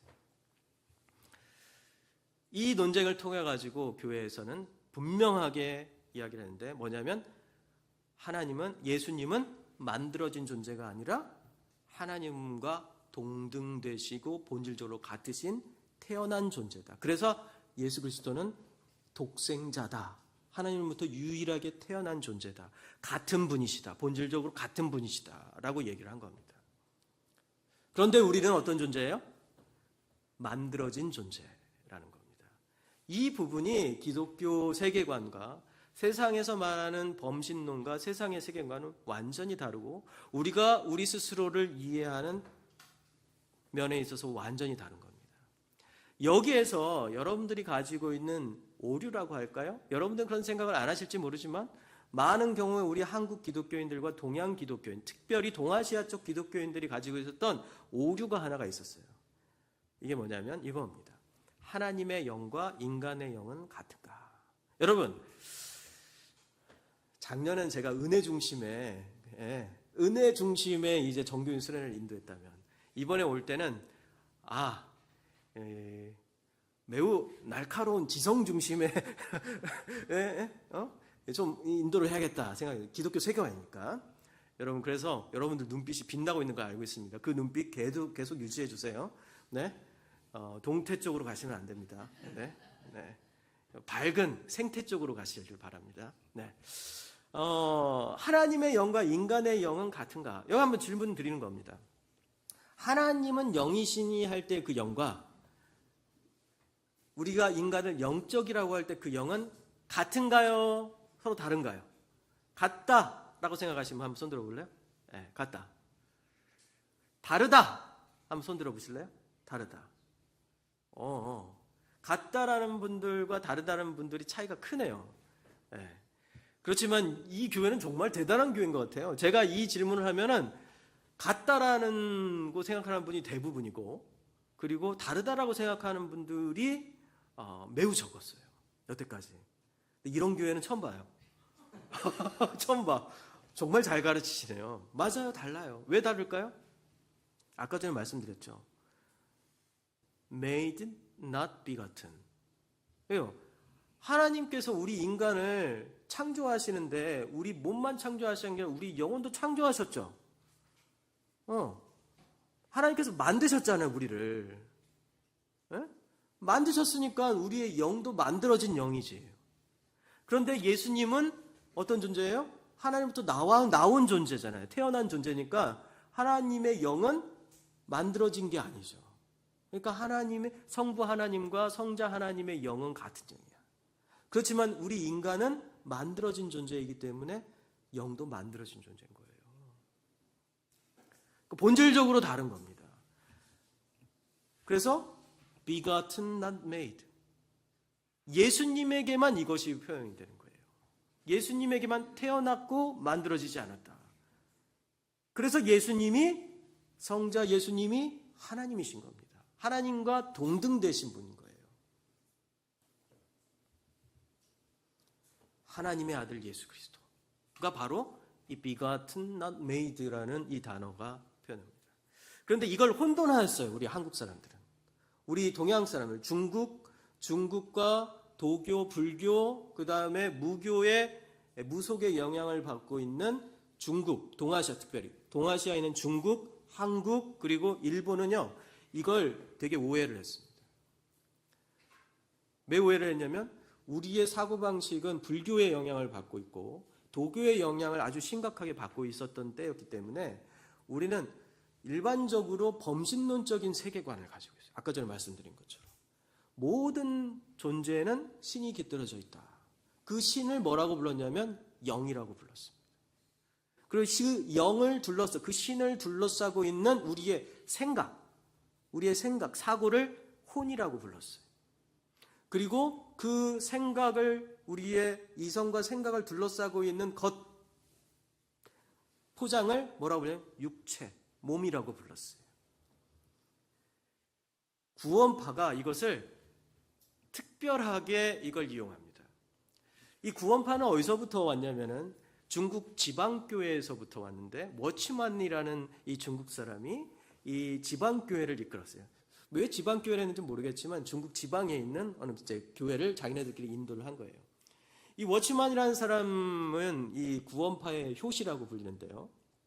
이 사람이 이제 복음을 전하면서 기존에 가지고 있었던 이 동아시아 지역의 인간에 대한 세계관, 이해. 그러니까 아까 전에 말씀드렸죠. 영, 스피릿, 영은 우리의 몸, 모든 존재 안에 깃들어져 있는 신이라고 생각하고, 그리고 혼은 우리의 생각과 사고, 그리고 그걸 둘러싸고 있는 것은 우리의 감정, 우리의 감각을 관장하는 우리의 몸이라고 생각합니다. 그런데 우리는 몸으로 죄를 져야 안 져요. 우리의 어떤 성적인 이상한 욕망, 그리고 어떤 식욕, 탐식, 그리고 우리의 어떤 탐욕, 이런 것들, 우리의 게으름, 이런 것들은 어떻게 우리의 몸과 관련되어 있고 이런 거잖아요. 그러니까 우리의 감각과 관련되어 있는 거잖아요. 그러니까 이런 것들이 우리를 죄를 짓게 만들고 있고 하나님께 나아가지 못하게 만든다고 생각을 했어요. 두 번째, 우리의 생각으로도 죄를 짓죠. 그러니까 이 생각, 혼으로 죄를 짓는다고 생각을 했어요. 그런데 이것이 우리의 감각인 몸, 그리고 우리의 생각인, 우리의 죄를 짓게 만드는 우리의 사고인 혼, 이 두 개의 껍데기가 우리 안에 있는 영을 강하게 이렇게 둘러싸고 있어가지고 이 영이 자유롭게 나와서 어떻게 되냐면 하나님이신 영이신 하나님과 뭘 해야 된다? 접촉을 해야 되는데 이걸 방해하고 있다는 거예요. 그래서 구원이라는 건 뭐냐면 육과 혼, 우리의 감각, 몸과 우리의 생각이 다 벗겨져서 그때 영이 그 안에서 탁 튀어나올 때 그때 영이신 하나님과 딱 결합이 되는, 왜냐하면 본질적으로 같으니까 서로 마치 하나이니까 서로를 끌어당긴 힘이 있는 거죠. 할 때 우리가 구원을 받는다라고 이야기를 했습니다. 그러니까 이 동아시아 지역의 세계관을 가지고 있던 사람들이 이해가 딱 되는 거예요. 구원이 이런 거구나. 그래서 이 구원파가 하는 말이 뭐냐면, 구원파가 뭐라고 하죠? 보통 너 구원받은 날과 시간이 언제냐 이렇게 물어보는 거예요. 이 육과 혼이 딱 벗겨져 가지고 영이 자유롭게 돼서 하나님의 영과 딱 접촉하는 바로 이 시점이 그 사람의 구원받은 날입니다. 그런데 하나님께서는 하나님께서 제가 이것이 근본적으로 잘못된 이유를 여러분 아시겠죠? 인간의 영과 하나님의 영은 같아요? 다른 거잖아요. 만들어진 영이에요. 하나님께서 만들어 놓은 거예요. 그러니까 이 사고방식이 이러한 기본적인 성경적 세계관에 대한 이해가 없으면은 우리가 가가지고 지금도 활발하게 움직이고 있는 여러 구원파, 그리고 지금도 활발하게 움직이고 있는 이러한 사고방식을 가지고 하는 어떤 요가나 선수행, 이러한 것들을 접하려면 쉽게 그럴 수도 있겠네 라고 생각하게 되는 겁니다. 그러니까 우리를 둘러싸고 있는 수많은 종교의 이름을 가지고 있는 세계관도 있을 뿐만 아니라 비종교적이고 종교적이지 않는 그러한 우리 명상, 요가 이런 것들도 이러한 세계관을 가지고 만들어진다는 겁니다. 우리가 너무 쉽게 거기에 빠져들 수가 있는 거예요. 아니면은 아무 생각 없이 거기에 그냥 들어갈 수도 있는 거고. 그래서 이러한 것들에 대해서 한번 생각해 볼 필요가 있습니다. 그러면 하나님은 왜 우리를 영적이다라고 표현하셨을까? 왜 영적이라고 표현하셨을까요? 하나님께서는. 하나님이 우리를 영적이라고 표현하신 이유는 바로 여기에 있습니다. 하나님께서 우리를 자신의 형상대로 만들어줬다는 거예요. 창세기 1장 26절부터 27절을 보면 이제 조금 졸릴 때가 됐죠. 9시가 좀 넘고 이제 그렇죠? 우리 함께 읽어보겠습니다. 시작. 하나님이 이르시되 우리의 형상을 따라 우리의 모양대로 우리가 사람을 만들고 그들로 바다의 물고기와 하늘의 새와 가축과 온 땅과 땅에 기는 모든 것을 다스리게 하자 하시고 하나님이 자기 형상 곧 하나님의 형상대로 사람을 창조하시되 남자와 여자를 창조하시고. 사람은 창조된 존재죠. 스스로 생긴 것도 또 무엇으로부터 흘러나온 것도 아니고 하나님의 손길에 의해서 만들어진 존재입니다. 성경은 이것을 분명히 말씀했죠. 태초에 하나님이 천지를 만드셨다, 창조하셨다. 이 창조 안에는 인간도 흙도 별도 물고기도 다 포함되어 있습니다. 하지만 인간에게는 특별한 선언이 따라요. 다른 창조와 다른 만들어짐과는 구별되는 특별한 선언이 바로 뭐냐면 하나님이 자기 형상대로 사람을 만드셨다는 거예요. The image of God. 하나님의 형상이라는 겁니다. 하나님의 형상, 그것이 인간에게 부여된 존엄함의 영적이람의 그 근거인 겁니다. 이 형상은 외모나 단순한 능력이 아니라 하나님께서 창조자이심을 반영하는 창조적 사명과 그리고 통치자의 위치를 드러내는데요. 그러면 하나님의 형상이라는 말이 무엇인지를 좀 말씀드릴게요. 이 사람은 도로시 세이어즈라는 옥스퍼드 대학교의 최초의 여자 졸업생입니다. 옥스퍼드 대학교가 만들어진 지 거의 600년이 가까이 됐지만은 그 최초의 여학생은 20세기 초반에, 그러니까 지금부터 한 100여 년 전에 최초의 여학생이 들어가서 졸업을 한 학교가 됩니다. 그 사람이 바로 도로시 세이어즈. 얼마나 대단한 사람이겠어요? 이 도로시 세이어즈라는 사람은 C.S. 루이스 그리고 J.J. 톨키인과 같은 반지의 제왕과 나르니아 연대기라는 그 영화의 이제 이 원작인 이 책을 쓴 사람들이죠. 이 사람의 제자예요. 이 사람들의 옥스퍼드 대학교의 이 두 교수의 제자입니다. 크리스찬이고 단테의 신곡을 거의 이제 가장 정확하게 번역한 영어로 번역한 사람이라고 유명합니다. 근데 이 조로시 세이어즈는 여성 신학자로서 여러 책을 썼는데 이 분이 쓴 책 중에서 창조자의 마인드라는, 창조자의 마음이라는 책이 있습니다. 이 책을 저는 보면서 그 전까지 하나님의 형상이 무엇인가라는 신학적인 여러 이해가 있었지만 가장 직접적인 설명이 바로 이 사람이 한 설명이구나라는 것을 생각을 했어요. 저는 그게 가장 많이 와닿았어요. 왜 그러냐면 창세기 1장에 하나님의 형상대로 남자 여자를 창조하셨다는데 하나님의 형상이란 건 뭡니까? 하나님과 닮았다는 뜻이잖아요. 하나님과 닮게 사람을 만들었다라고 하는데 도대체 무엇을 닮게 만들었냐 이거예요. 그거에 대한 단서를 어디서 찾을 수가 있어요? 찾을 수 있는 건 유일하게 하나밖에 없는 거예요. 창세기 1장 안에서는 뭐예요? 하나님은 어떤 분으로 나오세요? 창조하시는 하나님이에요. 만드셨죠, 계속. 창조하시고 만드시는 하나님이죠. 거기에 하나님은 선하시고 하나님은 사랑이시고 하나님은 그건 다 나중에 나오는 말이에요. 나중에. 성경 나중에 나오는 말이지 창세기 1장 안에서 나오는 하나님의 모습은 만드시는 하나님. 창조하시는 하나님. 그러니까 우리 인간은 창조자의 형상을 닮은 존재라는 거예요. 창조하시는 분의 모습을 닮았다. 우린 창조자의 그 창조를 따라하는 존재로 만들어졌다는 겁니다. 그래서 인간은 영적이라는 거예요. 하나님이 인간을 만드셨을 때 자기의 형상, 자기의 모습, 창조하신 하나님의 모습으로 우리를 만들었기 때문에 하나님은 영이신이라고 할 때 그 영이라는 영적이라는 표현을 우리에게 사용한다는 겁니다. 도로시스의 여자가 이렇게 해야 합니다. 나는 결단코 단언하건대 나사렛의 그 목수 가게에서 만든 물건 가운데 구부러진 식탁다리나 잘 안 맞는 서랍은 하나도 없었을 것이다. 만일 그런 게 있었다면 누군가 그런 물건이 하늘과 땅을 만든 그 손에 의해 만들어졌다고 믿겠는가?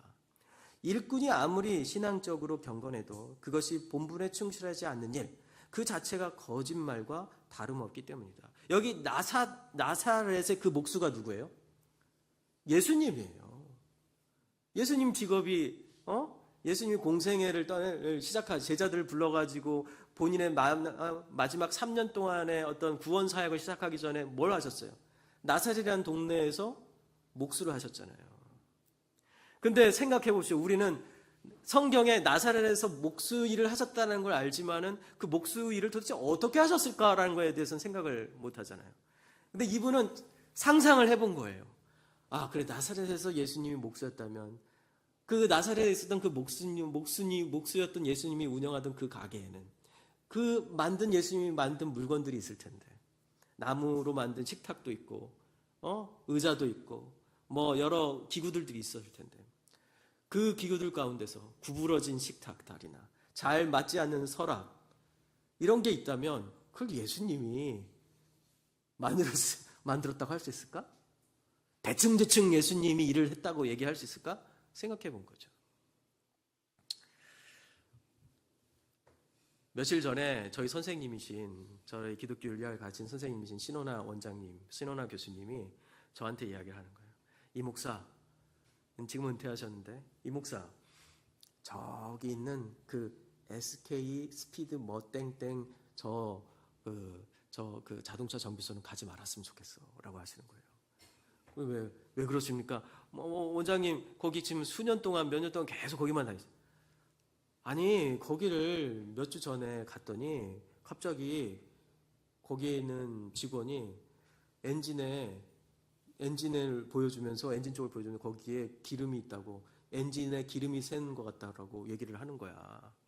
그래서 이걸 다 드러내가지고 그 수리를 해야 된다는 거야.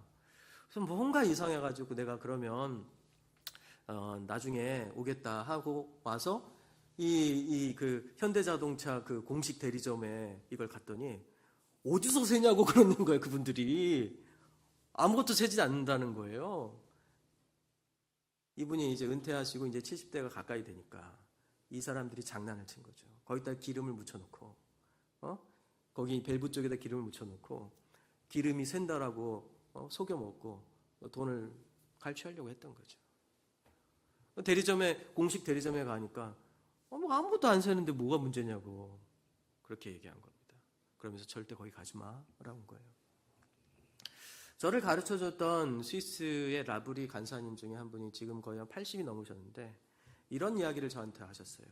미국 분이셨는데 그분은 이제 사실 그 전에, 지금은 목사님이 되기 전에 어떤 젊은 시절에 이 미국인으로서 선불교 스님이셨어요. 선불교 스님이면서 이제 이 유럽에 있는 여러 수도원들을 돌아다니고 그 다음에 이제 거기에 있는 불교 사찰들을 이제 다 돌아다니는 이 젊은 시절에 그러한 이 수도사 생활, 그 탁발승과 같은 생활을 하다가 어느 기독교 공동체에서 밥을 얻어먹다가 거기에서 예수님을 영접하고 목사님이 되신 분이에요. 앨리스 포터라는 목사님이신데, 이 앨리스 포터 목사님이 저한테 이런 말씀을 하셨어요. 준성아, 저보다 훨씬 나이가 많으신 분이니까, 그땐 저는 이제 30대 초반이었대요. 준성아, 만약에 너한테 자동차를 정비해야 되는데 정말 성실하게 잘 봐주는 넌 크리스찬이 아닌 사람이 운영하는 정비소가 있다고 생각해봐. 그런데 너희 교회 성도인 크리스찬이 운영하는 자동차 정비소가 있는데 거기는 맨날 가면 뒤통수를 맞아. 너는 어디를 갈래? 라고 물어보더라고요. 여러분 어디 갈 겁니까? 잘해주는 데를 가야지. 그게 정답입니다. 그럼 어디가 더 영적입니까? 정직한 데가 영적이죠. 아무리 크리스찬이고 우리 교회 성도여도 가면 성도들을 대상으로 뒤통수를 치는 그 사람의 그 직업과 그 일이 영적이라고 할 수가 없어요. 마찬가지예요. 나사렛의 그 목수 가게에서 만든 물건 가운데 구부러진 식탁다리나 잘 안 맞는 서랍은 하나도 없었을 것이다. 만일 그런 게 있었다면 누가 그런 물건이 하늘과 땅을 만든 그 손, 바로 창조자의 손, 창조자 하나님의 그 손에 의해서 만들어졌다고 믿겠는가? 일꾼이 아무리 신앙적으로 경건해도 그것이 본분에 충실하지 않은 일 그 자체가 거짓말과 다름없기 때문이다. 이게 바로 우리 크리스찬들이 일하는 방식이어야 되는 거예요. 예수님이 하나님이시잖아요. 예수님이 이 천지를 창조하신 그 한 분이시잖아요. 그 분이 이 땅에 인간으로 오셔가지고 나사렛의 자그마한 목공소를 내신 거예요. 그 목공소에 있는 의자와 식탁이 구부러져 있고 서로 아기도 안 맞고 거기서 서랍을 만드는 서랍은 이상하게 다 뒤틀려져 있고 그런 분이 우리의 창조자일 것이라고 누가 믿겠어요? 그렇지 않겠습니까? 또 이렇게 한번 이 도로시 세이어즈가 이 책에서 이야기했어요. 그런데 이것이 정말 놀랄만한 현상이긴 한가? 어떤 종교가 자기 삶의 90%에 관심이 없다면 누군들 그런 종교에 관심을 두겠는가? 교회가 이지적인 목수에게 흔히 권면하는 내용은 여가 시간에 술에 취하거나 난잡하게 놀지 말라는 것과 주일 성수하라는 것이다. 그런데 교회가 그에게 정작 해야 할 말은 이런 것이다. 당신의 종교가 당신에게 1차적으로 요구하는 것은 훌륭한 식탁을 만드는 일이라고. 우리 교회가 그리고 예수님께서 하나님께서 이 땅을 창조하시면서 우리에게 요구하시는 창조의 세계관으로 요구하시는 일은요, 뭐냐면 누구 뒤통수 치지 말고 정직하게 우리의 일상에 있는 예배뿐만이 아니라 우리의 일상의 90%를 차지하고 있는 우리의 일반적인 우리의 삶, 직장에서의 삶, 학교에서 삶, 그리고 친구들과의 관계, 친인척들과의 관계, 가정에서의 삶에 일관적인 모습을 보여야 된다는 겁니다. 여러분의 신앙과 여러분의 기도의 시간과 그리고 예배의 시간과 그리고 여러분들이 일하는 시간과 친구들과 관계를 맺는 시간과 그리고 가족들과 함께하는 시간이 일치되지 않는다면 그건 우리는 제대로 기독교 세계관, 하나님이 만드신 이 세계 가운데 영적인 삶을 살고 있지 못하는 거예요. 하나님께서는 이걸 요구하세요. 진정한 창조자, 창조하는 존재로서 우리를 만들었다는 겁니다. 이것이 여러분들이 하나님께서 여러분들을 창조하신 목적이고 이유고 그리고 이것이 우리가 기독교 세계관으로 살아가는 방식이고 기독교 윤리적인 삶인 겁니다. 그것을 예수님께서는 그의 삶을 통해서 성육신이라는 삶을 통하여서 우리에게 분명하게 보여줬던 거죠. 두 번째로 이 창조, 하나님의 형상대로 창조되었다라는 것은요, 그 시작은 성으로부터 시작된다는 겁니다. 창조라는 것을 이야기를 할 때 하나님께서 뭐라고 하죠? 하나님께서 하나님께서 우리의 형상을 따라 우리의 모양대로 우리가 사람 말대로 그들로 바다와 물고기와 하늘의 새와 가축과 온 땅에 기는 모든 것을 다스리게 하자고 하나님이 자기 형상대로 하나님의 형상대로 사람을 창조하시되 뭐와 뭐로 만들 사람을 창조하시게 하시고 남자와 여자라는 두 개의 성으로 창조하셨다라고 얘기를 해요. 이 다음 28절에 보면 이게 더 분명하게 나타나는데요. 이게 뭐냐면 이걸 이제 설명하기 위해서 제가 또 하나 질문을 더 할게요. 이것도 이제 각 교회마다 반응이 다르기 때문에 이 교회의 수준을 테스트하는 저 같은 사람만 아는 그런 겁니다. 성경에 성이라는 단어가 나올까요, 안 나올까요? 여러분들은 그리스도 중심 성경 읽기를 하십니까? 혹시? 아까 전에 우리 부목사님은 제가 쓴 그리스도 중심 성경 읽기 책을 봤다고 하길래 혹시 아는 분이 계실까? 안 하는 걸로. 그래요. 책 팔려고 하는 거 아닙니다. 성이라는 단어가 성경에 나온다. 한번 손 들어보시죠. 나온다. 자신 있게. 안 나온다. 한번 손 들어보시죠. 어떻게 알아요? 찍은 거 아니에요? 성경 다 읽어봤어요? 그래. 네. 정직해서 좋습니다. 역시 나사렛 목수의 제자답습니다. 찍었지만 정답입니다. 성경에는 성이라는 단어가 안 나와요. 성과 관련된 여러 사건들이 나옵니다. 그렇지만 성이라는 이 영어로는 섹스라고 하죠. 이 섹스라는 단어 자체가 성경에는 안 나와요. 그 단어가요.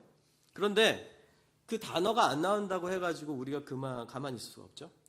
유대인들의 문헌인 이 솔로몬의 지혜서라는 책을 보면은요, 성이라는 단어가 거기 나와요. 보면은 가치의 혼란, 배응망덕, 영혼의 부패, 성도착. 여기서 성도착이라는 말에서 성이라는 단어가 나오는데 이 이스라엘 사람들의 세계관을 볼 수 있는 거죠. 이스라엘 사람들이 성이라는 단어를 헬라어적으로, 그러니까 그리스어적으로 어떻게 이해했는지를 볼 수가 있어요. 그게 그리스어로 게네시스라고 합니다. 아마 여기서 조금 공부하신 분들은 이거구나라는 생각을 하실지 몰라요. 이스라엘 사람들은 게네시스라는 이 그리스어를 성이라는 의미로 사용했다는 것을 우리가 볼 수가 있어요. 그럼 뭐죠? 게네시스는요, 여러분들이 영어로 하면 제네시스입니다. 제네시스는 우리가 H사에서 나오는 고급 승용차예요. 맞아요. 그런데 영어 성경을 딱 보면 그 앞에 나오는 첫 글자가 있어요. 그게 뭐냐면 제네시스입니다. 제네시스가 뭐냐면 창세기라는 뜻이에요.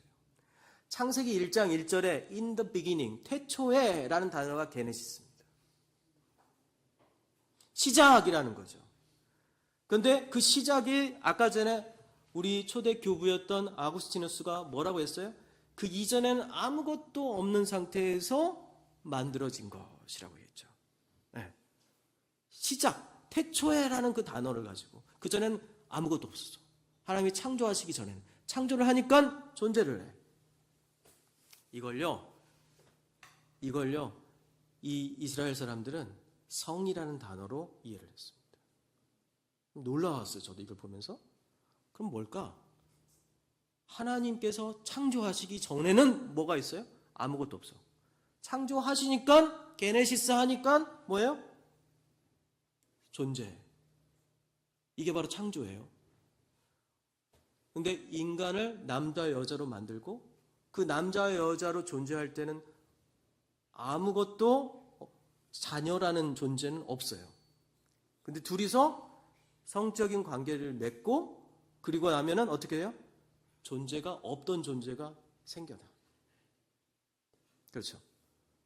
그 성이라는 관계를 in the beginning이라는 관계를 하지 않으면, 태초라는 관계를 하지 않으면 우리에게 자녀가 없어요.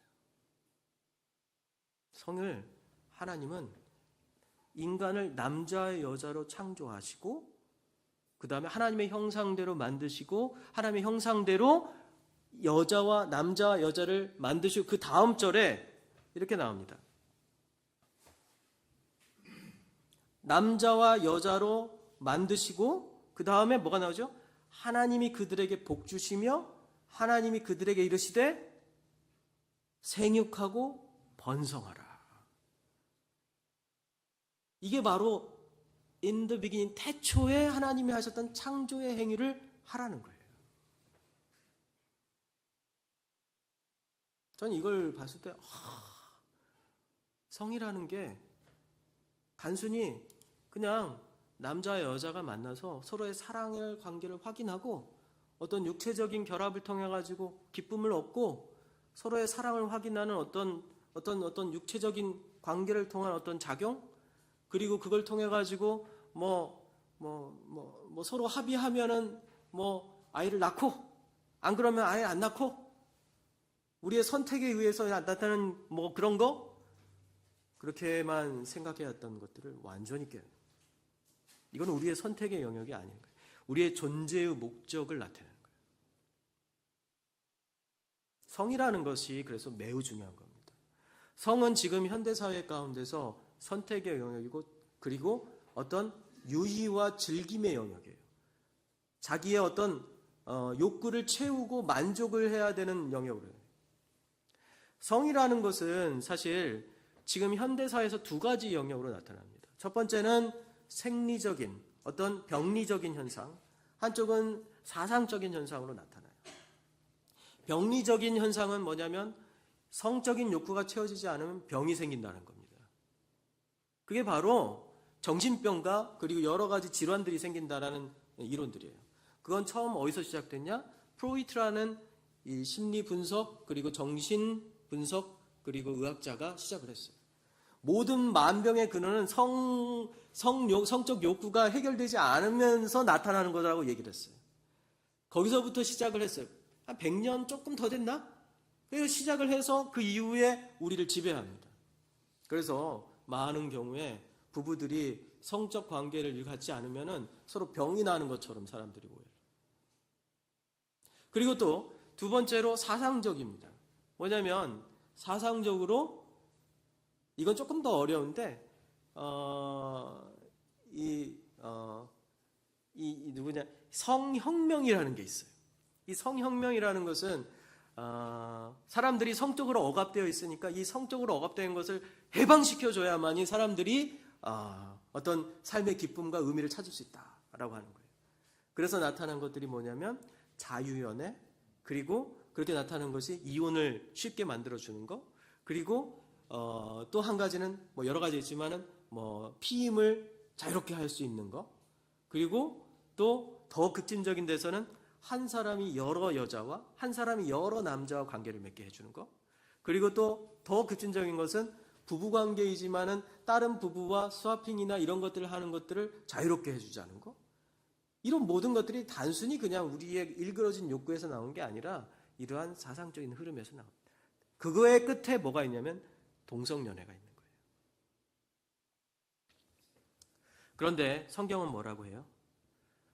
우리가 하나님의 형상대로 남자 여자로 창조하시고 그 형상은 하나님의 창조, 만드시는 행위인데 이것을 직접적으로 우리 안에 구현한 우리 삶의 이유와 목적, 영적인 우리 존재가 있는 그 목적의 첫 번째 단계가 뭐냐면 생육하고 번성하는 거예요. 생육. 없던 존재였던 우리의 자녀들이 성적인 관계를 통해서 결혼을 통해 가지고 새로운 존재가 우리 안에 나타나는 거예요.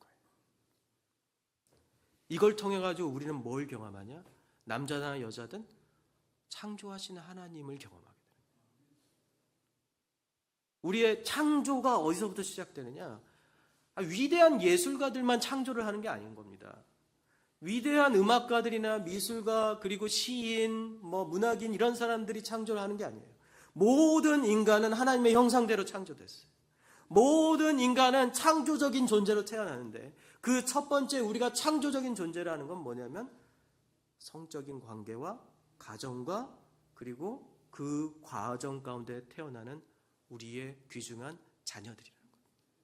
그리고 이 자녀들이 태어남으로써 인간은 처음엔 단 둘이었지만은 이 둘이 어떻게 돼요? 셋이 되고 넷이 되고 백이 되고 천이 되고 만이 되고 그러면서 인간은 문화를 형성해 나가죠. 땅을 정복하고 바다의 물고기, 하늘의 새와 땅에 움직이는 모든 생물을 다스리는 존재가 되는 겁니다. 그런데 우리는 이제 현대 사회에 와서 현대적 세계관은 뭐예요? 땅을 정복하고 그리고 하늘과 새와 움직이는 모든 생물을 다스리는 존재가 됐어요. 그리고 난 다음에 어떻게 해요? 우리의 창조성의 근원이고 우리의 창조의 근원이고 우리가 하나님의 형상의 근원이라고 할 수 있는 그 시초인 뭐예요? 생육과 번성을 어떻게 해요? 끊어버리고 있는 거죠. 마치 그것이 인간의 존재와 목적과는 관계없는 것처럼. 이게 바로 죄입니다. 우리 안에 있는 하나님의 흔적을 지워버리는 거예요. 그리고 마치 우리가 지금 있는 모든 것들이 이 근원에 있는 하나님과는 하나님의 창조와는 아무 관계가 없는 것처럼 우리 인간들이 모두 다 만드는 것처럼 자랑하고 다니는 거죠. 이 문화, 이 대단한 도시, 이게 다 우리가 한 거야? 인간이 한 거야? 이렇게 얘기하는 거죠. 이게 이 세상의 세계관입니다. 그러나 성경의 세계관은 뭐라고 얘기해요? 너는 창조된 존재. 동시에 하나님의 형상대로 만들어진 존재인데 그런데 너희들은 특별해. 하나님의 창조를 닮은 행위를 하는 존재. 예술적인 존재, 창조적인 존재야. 그것은 너희들이 지금 남자와 여자가 만나서 서로 사랑을 하고 없던 존재가 갑자기 배 안에서 생겨나고 그 아이가 태어나고 그 아이를 키우고 그러고 있지 않니? 태초에 In the beginning, 게네시스 바로 그게 너희 안에서 일어나고 있지 않니? 내가 했던 것처럼 우린 그걸 경험하는 겁니다.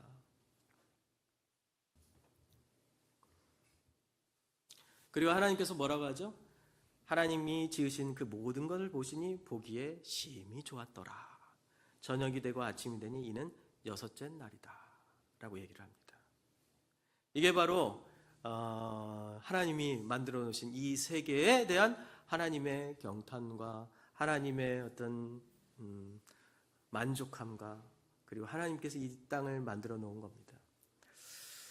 더 세세한 것도 할 수 있겠지만은 오늘은 여기까지 하고 또 내일도 있고 모레는 없죠. 내일 두 번 있으니까 또 내일 하도록 하죠. 우리가 같이 함께 좀 기도했으면 좋겠습니다.